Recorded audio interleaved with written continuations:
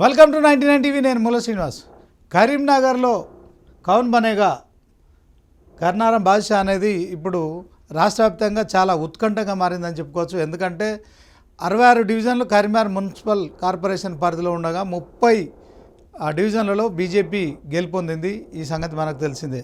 అయితే మరిక ఓవరాల్గా ఎక్సాఫిషియో సభ్యులతో కలుపుకుంటే 66 ప్లస్ 3 ముగ్గురికి, ఇటు గంగుల కమలాకర్ కరీంనగర్ ఎమ్మెల్యేకు, అదే క్రమంలో కరీంనగర్ ఎంపీగా ఉన్న బండి సంజయ్కి, ఇక మానకొండూరు ఎమ్మెల్యేగా ఉన్న కవంపల్లి సత్యనారాయణ, ఈ ముగ్గురు ఓట్లు కలుపుకుంటే మొత్తం కరీంనగర్లో 69 మంది సభ్యులుగా ఇప్పుడు మరి ఒక ఓటర్లుగా ఉన్నారని చెప్పుకోవచ్చు.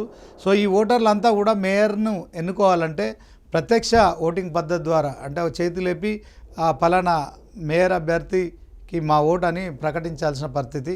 అయితే కరీంనగర్లో ఎందుకు ఉత్కంఠత కొనసాగుతోంది? సో దీంట్లో కౌన్ బనేగా కన్నారం బాద్షా అనే దాంట్లో ఇప్పుడు ఎందుకు ఒక టెన్షన్ వాతావరణం కొనసాగుతుందంటే, సో మొత్తానికి బీజేపీ నుంచి 30 మంది కార్పొరేటర్లుగా గెలిచిన సంగతి మనకు తెలిసిందే. సో బండి సంజయ్ ఒక ఓటుతో కలుపుకుంటే 31. సో ఓవరాల్గా మరి 69లో మ్యాజిక్ ఫిగర్ 35. ఈ 35 మంది ఓటర్లు ఖచ్చితంగా ఈ యొక్క ప్రత్యక్ష ఓటు పద్ధతిలో జరుగుతున్న ఈ యొక్క మేయర్ ఎన్నికలో 35 మంది కూడా ఖచ్చితంగా బీజేపీ ప్రతిపాదించినా, కాంగ్రెస్ ప్రతిపాదించినా, లేకుంటే బీఆర్ఎస్ ప్రతిపాదించినా, ఎవరు ప్రతిపాదించినా కానీ ప్రత్యక్షంగా చేయి పైకెత్తి సో వాళ్ళు ప్రతిపాదించిన అభ్యర్థులకు ఓటు వేయాల్సిన పరిస్థితి. సో ఈ ప్రక్రియ మరి కాసేపట్లో ప్రారంభం కాబోతుంది. కానీ ఒక టెన్షన్ అయితే కొనసాగుతోంది, ఒక సస్పెన్స్ అయితే కొనసాగుతోంది. సో కరీంనగర్ మేయర్ పీఠం మాదేనంటూ కూడా మరి బండి సంజయ్ ప్రకటించారు. ఇప్పటికే 3 ఇండిపెండెంట్ అభ్యర్థులను కూడా బీజేపీ పార్టీలో చేర్చుకున్నారు. సో ఆ 3 అభ్యర్థులు కూడా మరి బండి సంజయ్ చేత ఈ యొక్క కండువాలు కప్పుకొని తర్వాత వాళ్ళు కాంగ్రెస్ శిబిరానికి వెళ్ళిపోవడం కావచ్చు. సో ఓవరాల్గా మరి కాంగ్రెస్కి మాత్రం కేవలం 14 డివిజన్లలో మాత్రమే గెలవడం కావచ్చు, 3 డివిజన్లలో కార్పొరేటర్లుగా గెలవడం కావచ్చు. సో మొత్తానికి ఈ యొక్క కాంగ్రెస్ కూడా కరీంనగర్ మేయర్ పీఠంపై కన్నేసిందని ప్రచారం కొనసాగుతున్న నేపథ్యంలో సో బండి సంజయ్ ఖచ్చితంగా మేయర్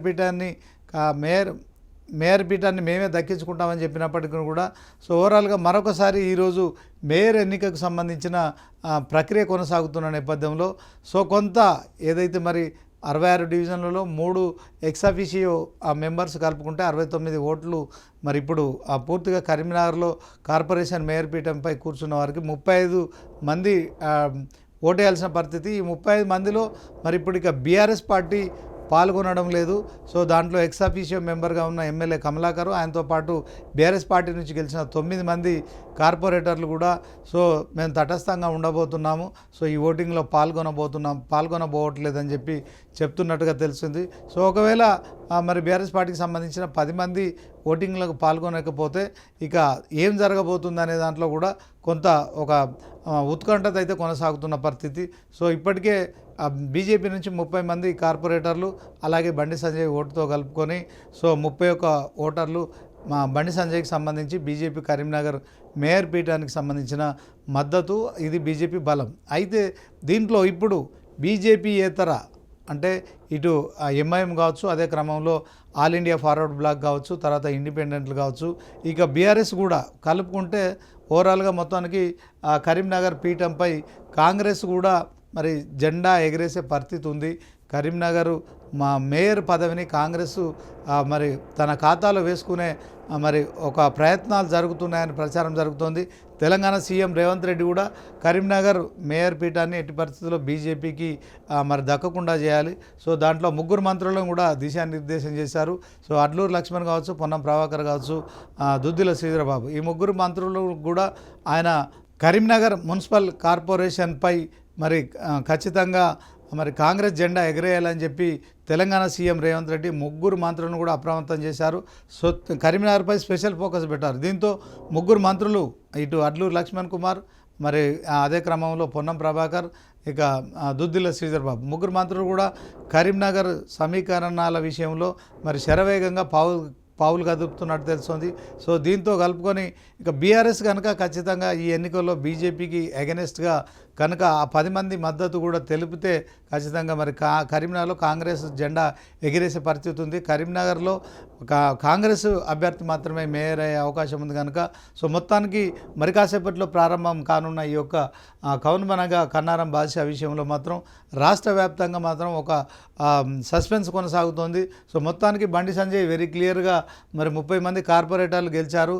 ఒక దాంట్లో తనకు ఒక ఓటు ఉంది కనుక 31తో పాటు ఓవరాల్గా మరి 69లో 35 మందికి సంబంధించి మద్దతు కూడగట్టే ప్రయత్నం చేశారు. సో ముగ్గురు ఇండిపెండెంట్ అభ్యర్థులను కూడా బీజేపీ పార్టీలో చేర్చుకున్నారు. కానీ ఆ ముగ్గురు కార్పొరేటర్లు కూడా మరి హైదరాబాద్ వచ్చి ఈ యొక్క కాంగ్రెస్ కండువాలు కప్పుకోవడంతో మరలి కథ మొదటికి వచ్చిందని చెప్పుకోవచ్చు. సో ఈరోజు మరి కాసేపట్లో జరగబోతున్న ఈ యొక్క కరీంనగర్ మున్సిపల్ మేయర్ ఎన్నికపై మాత్రం ఒక ఉత్కంఠత కొనసాగుతుంది. ఆ పీఠంపై బీజేపీ అభ్యర్థి కూర్చుంటారా లేకుంటే కాంగ్రెస్ అభ్యర్థి కూర్చుంటారా? సో మొత్తానికి కాంగ్రెస్ అభ్యర్థి కూర్చుంటే మరి ఎంఐఎం మద్దతు సహజంగానే వాళ్ళకు కొనసాగుతుంది. అదే క్రమంలో మరి ఇండిపెండెంట్లకు సంబంధించిన మద్దతు కూడా వాళ్ళకే ఉంటుంది. అదే క్రమంలో బీఆర్ఎస్ పాత్ర ఇప్పుడు చాలా కీలకంగా చెప్పుకోవచ్చు. బీఆర్ఎస్ పార్టీ నుంచి గెలిచిన 9 మంది కార్పొరేటర్లు, అదే క్రమంలో ఎమ్మెల్యేగా ఉన్న గంగుల కమలాకర్ ఓటు అంటే మొత్తం 10 ఓట్లు కనుక కాంగ్రెస్ అలాగే ఎంఐఎం ఇక ఆల్ ఇండియా ఫార్వర్డ్ బ్లాక్తో పాటు ఇండిపెండెంట్లు అందరూ కలిస్తే ఖచ్చితంగా బీజేపీ కంటే బలం ఎక్కువయ్యే పరిస్థితి ఉంది కనుక సో మొత్తానికి 31 ఇప్పుడు బీజేపీ బలం అయితే సో బీఆర్ఎస్తో కలిస్తే 35 దాటే అవకాశం ఉంటుంది కనుక ఓవరాల్గా 69 ఓట్లలో 35 ఓట్లు ఉన్న 35 ఓట్లు ఎవరైతే పొందుతారో వాళ్ళు మేయర్గా మరి ఆ పార్టీకి సంబంధించిన వ్యక్తి మేయర్గా ఎన్నికే అవకాశం ఉంటుంది కనుక సో ఇప్పుడు బీజేపీ కాంగ్రెస్ల మధ్య కొంత హోరాహోరీ ఈ యొక్క మేయర్ పీఠంపై కూడా హోరాహోరీగా ఒక సమీకరణలు అయితే కొనసాగుతున్నాయి. సో ఇప్పుడు బీఆర్ఎస్తో పాటు కాంగ్రెస్ అదే క్రమంలో ఎంఐఎం ఇండిపెండెంట్లు అంతా కూడా ఈ యొక్క కాసేపట్లో జరగబోయే ఈ యొక్క మేయరు ఎన్నికపై కూడా దూరంగా ఉంటే మాత్రం ఈ ఎన్నిక వాయిదా పడే పరిస్థితి ఉంటుంది. కానీ మినిమం ఒక 35 మంది ఖచ్చితంగా హాల్లో ఉన్న నేపథ్యంలోనే అంటే మ్యాజిక్ ఫిగర్ 35 కనుక 69కి ఆ 35 మంది కనుక హాల్లో వచ్చి మేయర్ను ప్రకటించిన మేయర్పై తమ చెయ్యి ఎత్తి ఖచ్చితంగా అభ్యర్థిని మేయర్గా ఎన్నుకుంటే కరీంనగర్ మేయర్ పీఠంపై మరి నెలకొన్న ఉత్కంఠ తొలగే పరిస్థితి ఉంటుంది. కానీ ఇప్పటికే బీఆర్ఎస్ అయితే దీంట్లో తటస్థంగా ఉండబోతున్నాం అని చెప్తున్న నేపథ్యంలో సో కాంగ్రెస్ కూడా ఖచ్చితంగా ఎలాగైనా బీఆర్ఎస్ మద్దతు కూడగట్టే ప్రయత్నాలు చేస్తుందని తెలుస్తుంది. సో 10 మంది బీఆర్ఎస్కి సంబంధించిన సభ్యులు కనుక మరి ఖచ్చితంగా కాంగ్రెస్ అభ్యర్థికి మద్దతు ఇస్తే ఇక బీజేపీ ఆరోపిస్తున్నట్టుగా బీఆర్ఎస్ బీజేపీ కాంగ్రెస్ 3 పార్టీలు ఒకటే. బీజేపీని మరి ఖచ్చితంగా ఈ మేయర్ను కాకుండా అడ్డుకునే ప్రయత్నాలు చేసిన ఆరోపణల విషయంలో కొంత నిజమయ్యే పరిస్థితి ఉంటుంది. అదే క్రమంలో బీఆర్ఎస్ కాంగ్రెస్ 2 పార్టీలు ఒకటే అని బీజేపీ ఆరోపిస్తున్న ఆరోపణలు కూడా నిజమయ్యే పరిస్థితి ఉంటుంది. సో రీసెంట్గా మరి ఫిబ్రవరి 14న కూడా బీజేపీలో ఒక కార్టూన్ కూడా చూసాం మనం. సో దాంట్లో ఎంఐఎం పార్టీకి సంబంధించిన అసదుద్దీన్ ఓవైసీ అలాగే తెలంగాణ సీఎం రేవంత్ రెడ్డి అదే క్రమంలో కేసీఆర్ ఈ ముగ్గురితో కలిపిన ఒక కార్టూను హ్యాపీ వ్యాలంటైన్స్ డే అని చెప్పి సో ఇటు కేసీఆర్ అటు రేవంత్ మధ్యలో అసదుద్దీన్తో ఒక అసదుద్దీన్ ఈ ముగ్గురితో కలిపి ఆ కింద ఒక ట్యాగ్ లైన్ ఇచ్చారు హ్యాపీ వ్యాలంటైన్స్ డే అని ఇచ్చిన కార్టూన్ ఏదైతే ఈ మధ్య సోషల్ మీడియాలో చాలా పాపులర్ అయింది. సో ఈ బంధం బలపడకూడదని బీజేపీ ఒక మైండ్ గేమ్ ప్లే చేసినప్పటికీ కూడా సో కరీంనగర్ మేయర్ పీఠంపై బీజేపీ ఎట్టి పరిస్థితుల్లో మరి ఆ మేయర్ పీఠాన్ని కైవసం చేసుకోవద్దని కాంగ్రెస్ కూడా చేస్తున్న ఏదైతే ప్రయత్నాలు ఉన్నాయో ఇప్పుడు బీజేపీలో కొంత టెన్షన్ పెంచాయని చెప్పుకోవచ్చు. సో ఖచ్చితంగా మరి కరీంనగర్ మేయర్ పీఠంపై మరి మొదటి నుంచి బండి సంజయ్ తాను కేంద్ర మంత్రిగా ఎలాగైనా కూడా మేయర్ పీఠాన్ని కైవసం చేసుకోవాలి. సో కరీంనగర్ బల్దే చరిత్రలోనే బీజేపీ ఒక కొత్త చరిత్ర సృష్టించాలని ఆరాటపడుతున్నారు. అదే క్రమంలో ఇక ఆయన అక్కడే తిష్ట వేసి కరీంనగర్పై ఫోకస్ చేసి సో 30 మంది కార్పొరేటర్లను గెలిపించుకున్నారు. సో 3 ఇండిపెండెంట్లతో పాటు తనకు ఒక ఓటు ఉంటుంది కనుక 34 మంది మాకు మెజార్టీ ఉందని మరి మేయర్ పీఠం మేమే కైవసం చేసుకుంటామని చెప్పినప్పటికీ కూడా సో ఓవరాల్గా 69 మంది సభ్యులు ఉన్న ఈ యొక్క కరీంనగర్ కార్పొరేషన్కు సంబంధించిన ఓటర్లుగా ఉన్న నేపథ్యంలో 35 మంది ఖచ్చితంగా ఓటర్లు కావాల్సిన పరిస్థితి. సో కేవలం బండి సంజయ్తో కలుపుకొని మరి బీజేపీ బలం ఇప్పుడు 31 కనుక సో దాంట్లో మరి కాంగ్రెస్ కూడా కేవలం 14 స్థానాలు కార్పొరేటర్లు గెలుచుకుంది. అదే క్రమంలో ముగ్గురు ఎంఐఎం నుంచి గెలుచుకున్నారు. సో అదే క్రమంలో ఆల్ ఇండియా ఫార్వర్డ్ బ్లాక్ సంబంధించి ఒక నలుగురు గెలవడం కావచ్చు. సో మొత్తానికి ఓవరాల్గా చూసుకుంటే 21 కార్పొరేటర్లు ఈ కాంగ్రెస్కు మద్దతు ఇచ్చే పరిస్థితి ఉంటుంది. సో 21తో పాటు ఇక 2 ఓట్లు ఎక్స్ అఫీషియో.